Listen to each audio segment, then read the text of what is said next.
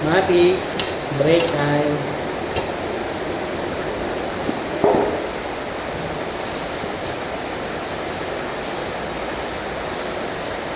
Igado, igado. Igado raw eh. Igado, igado.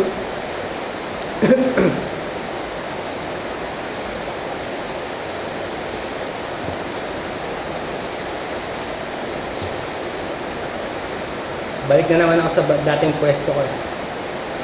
Sa ano ba to? Unit 3, 4th floor. Galing ako kanina sa ano, Unit 2, 2nd floor. Kinan.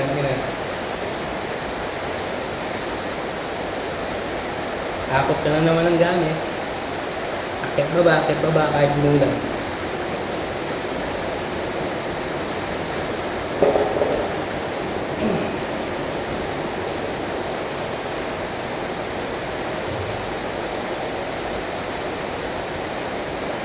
Nakakasab din eh, pagpalipat-lipat. Kung nakafocus ka na sa trabaho mo, tapos bigla ka ililipat maya-maya. Nakaraan, tanghali pa lang, 3 beses na ako pinalipat sa iba't ibang pwesto. Nakabad trip yun. Yung gano'n. Ewan ko lang kung ako lang nakakaramdam ng gano'n. Yung ano, nakafocus ka na sa trabaho mo. Tapos, lipat ka muna dito. Tapos lipat ka muna dito. Ang lalayo pa, cooking na yan. Naghahakot ko pa ng gamit. Kumbaga nakafocus ka na sa trabaho mo. Tapos bigla kayo nilipat. Yung isipin mo na lang, kinangin ang buhay ito. Lipat na naman. Nakakaasam. Pero siyempre, sa isip lang yun. Hindi pwede sabihin yung na ano ba naman yan? Lipat na naman. O sige, huwag ka na pumasok. Sabihin sa akin. Huwag ka naman ganyan.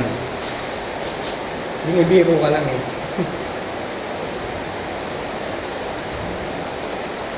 Ay, food trip.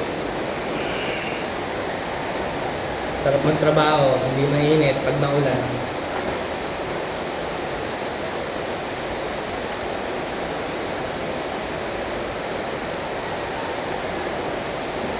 Kita mo, wala na akong bigote tsaka balbas. Bumibili ako kanina ng ulam. Ay, kanina, kahapon. Bumibili ako ng ulam. Eh, nakakapote ako. Tapos may hood. Yung may hood na kulay black. Tapos kapote siya. Sabi sa akin ni Manang, naaninag ako eh. Ginagamin niya yung itsura ko. Sabi, isip-isip niya siguro, sino to? Si Iminim o si Inimil? Tangina, napagtanto niya ako pala eh. Tangina, si Inimil to ah. Tanggal lang pala ng bigote at bulbas ah. Kala niya si Iminim na eh. Si Inimil pala eh. Ang lupit eh.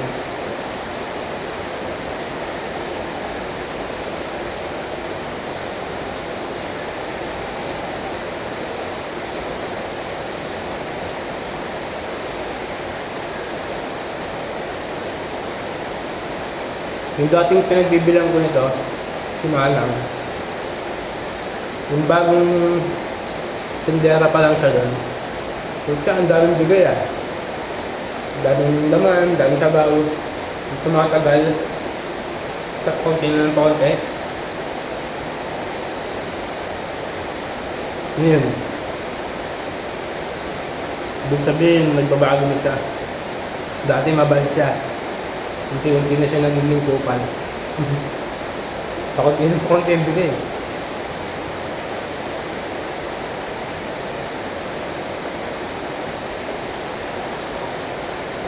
Ang lupit, no?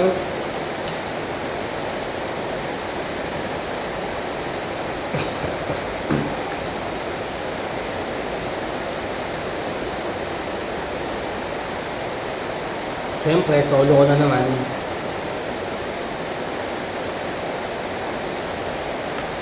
Sarap pa mag-solo.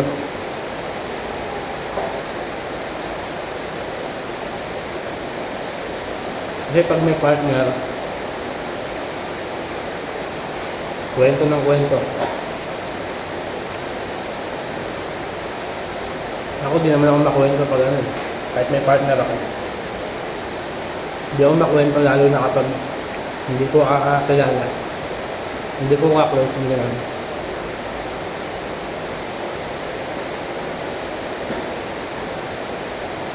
Pag hindi ko tropa, hindi ako makwento rin.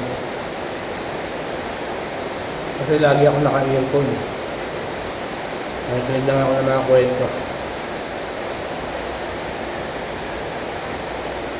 Nakakwentong maligno, engkanto, aswang.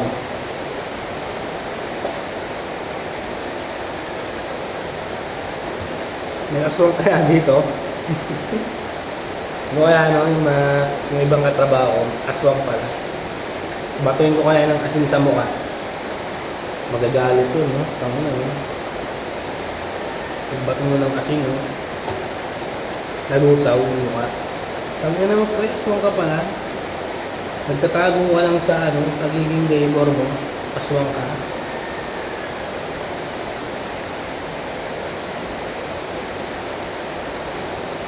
Hirap na, no? Ang katrabaho mo pala, aswang mo.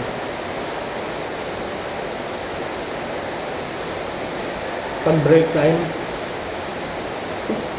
makain ng paa. Makain ng paa ng paa ng manok. Pero yung buhay pa, yung manok buhay pa.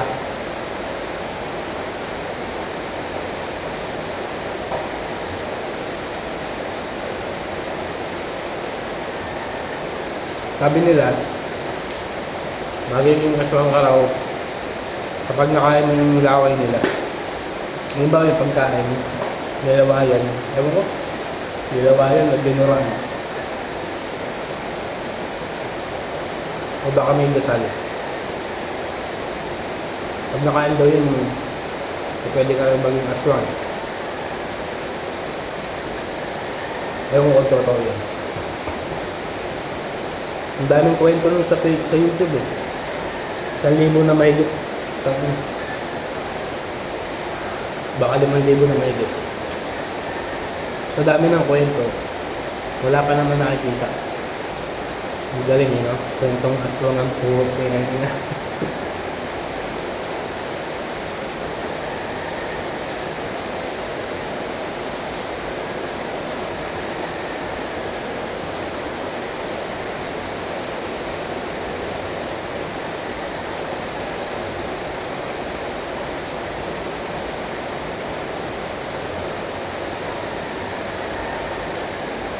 Buto. Kala ko daliri na ng tao eh.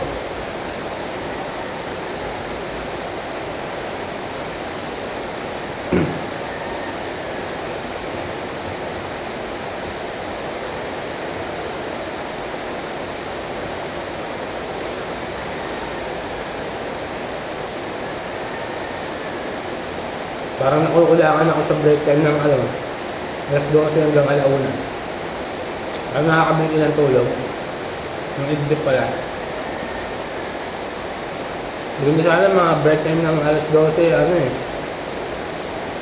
alas 12 hanggang mga mga 2:45. Alas 12 hanggang 2:45. O diba? Sakto, break time na ng alas 3. 15 minutes na lang, alas 3 na.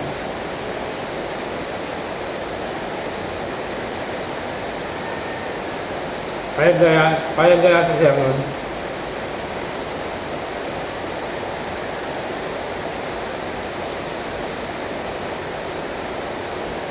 Payag siguro siya nun. Tapos babawasan niya ng 2 oras.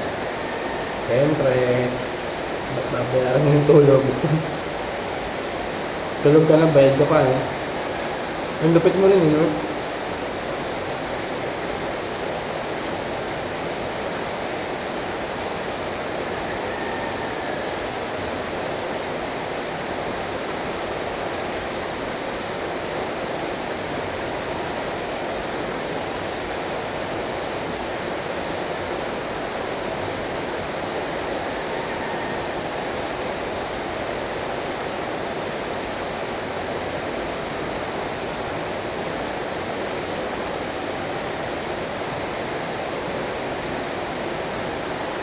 Yung ibang nagtatanong sa akin sa ano, tungkol sa dato, pag nagme-message.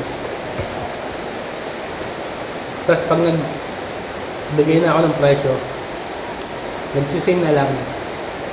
Hindi na nagre-reply. Ba't kaya?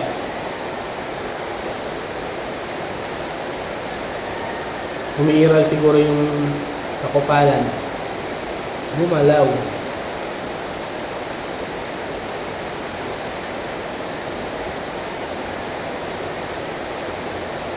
Pwede naman sabihin, sige kuya, thank you thank you sa pag-reply. Sige pag wala pang pera, sige boss, pag-ipunan ko muna. Ayun, okay pa yun. Kahit di ka na mag-message ulit kung namahalang ka. At least ano ka, mag-reply ka. Kasi yung iba nagsisin lang, kupal parang naman abala lang. Tapos maghahanap pa yan ng ano, boss may design ka pa ng ganito, papasend pa yan. Dati nagsisend ako marami. Ngayon hindi na, punta na. Send na lang ako mga 3 pirasong design. Pag wala siya nagustuhan, sinasabi ko, ikaw na lang maghanap boss, sa Pinterest na lang, maghanap ka na lang dun. Kasi mahirap kung maghanap ako ng marami, tapos wala ka namang magustuhan. Sayang ng oras ko. Pero di ko naman sinasabi yun. Sinasabi ko na lang na siya na lang maghanap ng design para makita niya talaga yung gusto niya ipanta to. Para di sayang oras ko, di ba?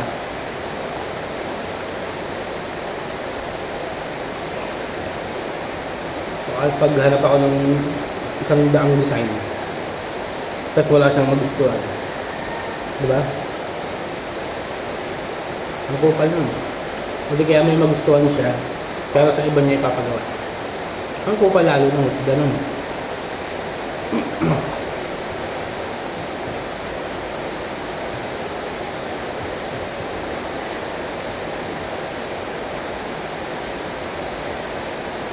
Saka hindi ako nag-aasikaso kapag walang down payment.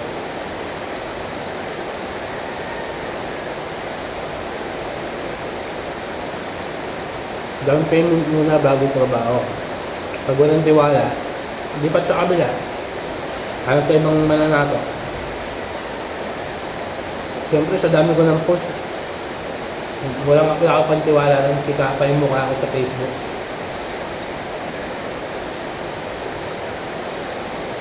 Pinapost ko rin din yung mga yung mga nagda-down payment sa akin. Yung mga dati nang nagpapatato, nagda-down payment pa rin sila sa akin. Lalo pa kaya yung mga bago pa lang, di ba? Lalo na pag detalyado yung tato, ay yung design. Mag-stencil ka, 1 oras stencil, tapos magsiset up ka pa. Di ba? Tapos biglang hindi matutuloy. Sayang ng effort mo, di ba? Lalabas mo mga gamit mo, kapakapagod ka sa pag-stencil. Nakakangalay kaya sa kamay. Nag-stencil ka naman naman. Yung iba kasi pag nag-stencil, may printer sila. Ako kasi mano-mano.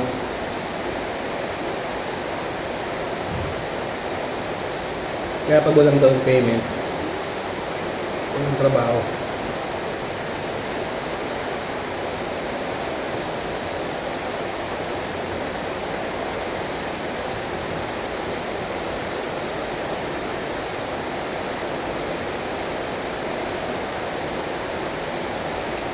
Nung hindi pa ako nagtatato, nagpatato na ako dati. Wala akong pakialam kung maganda ba yung tato o hindi. Ang hinahanap ko lang, magkatato lang ako, kasi mura. Yun yung isip ko dati. Kaya kung yung mga taong nagpapatato ngayon ng gusto mura, tapos hindi nila iniisip kung maganda ba yung kalalabasan. Parang yun din ako dati. Naisip ko yung sarili ko sa kanilang Yung iba naman, gustong mura tapos maganda. Tawag doon ng barat ko. Kaya nyo.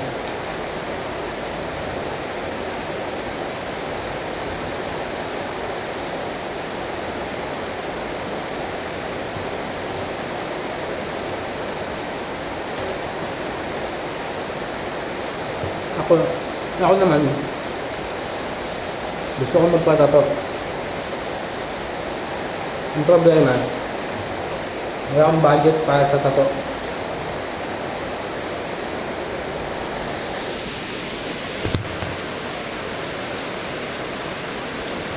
Siyempre gusto ko na magandang tato, di ba? Siyempre kung gusto ko ng magandang tato, alam ko may presyo yun. Alam ko rin kung kanino ako magpapatato.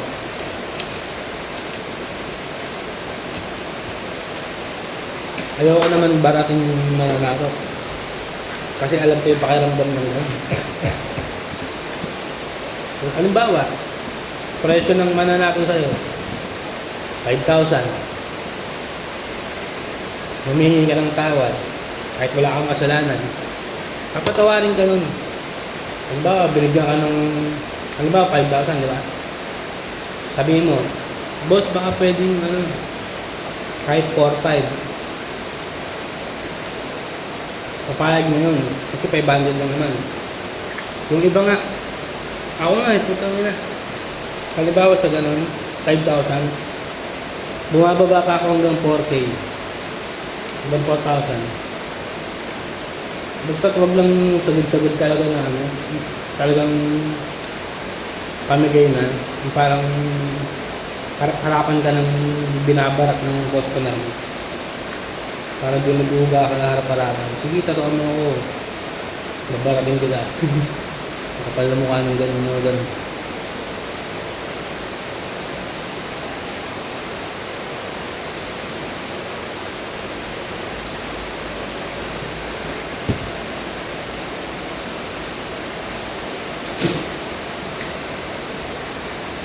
Kaya ako, kung gusto ko ng magandang tato, pag-iipunan ko. Hindi ko babaratin yung mananato. Kasi, talent yun. Talent ang babayaran yun.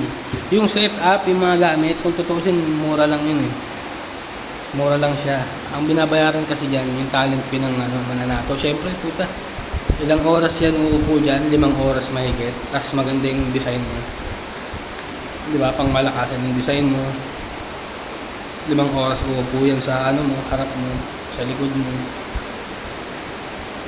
Uupo pala sa upuan, hindi pala sa harap. Sa likod. Sa upuan, uupo, mananato. Para magtato. Masakit yun sa sa singit.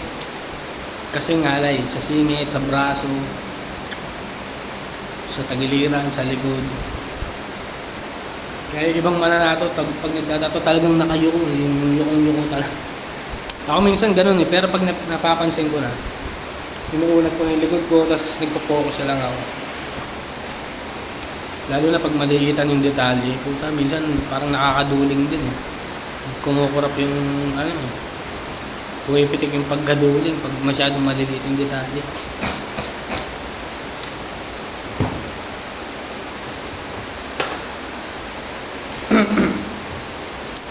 Kaya dapat mag-iipon ka kung gusto mo ng magandang tato. Huwag yung pipilitin mo na 5,000 yung presyo ng mananato, tapos 3,000 lang kaya mo, 2,500 lang kaya mo.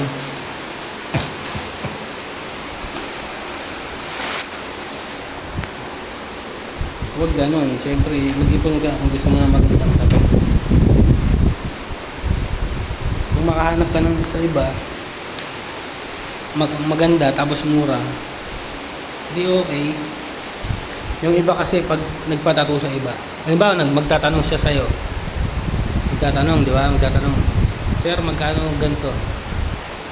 Hindi sinabi mo presyo, kasi hindi niya kaya yung presyo mo. Tapos lilipat siya sa ibang mananato, tapos pangit yung kalabasan, tapos babalik ulit sa'yo, sir, nagpatato ako sa iba, ganito yung kinalabasan, sa'yo ko ipapaayos. Putang ina. Akin, pag ganun, hindi ko aayusin yun pag ganun. Hindi ko tatatuan yung hype na yun pag ganun. Putang ina ka, ipunta mo yan doon sa iba. Kumbaga, pumalpak ka, tapos babalik ka, di ba? Kupal ka ba? Kupal ka ba? Oo, oo. Kaya nga bumalik eh, kasi kupal siya. Pinapakita niyang kupal siya.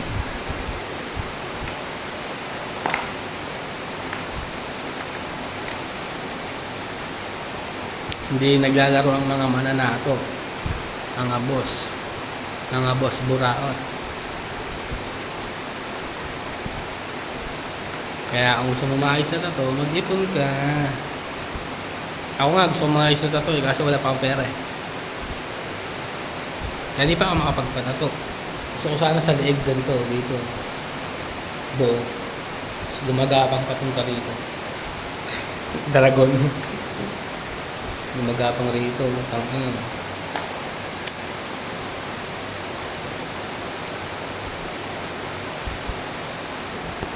Nanonood lang ako ng ano. Mga rated K. Rated K na ano, horror daw. Horror core. Wala na kayo yun.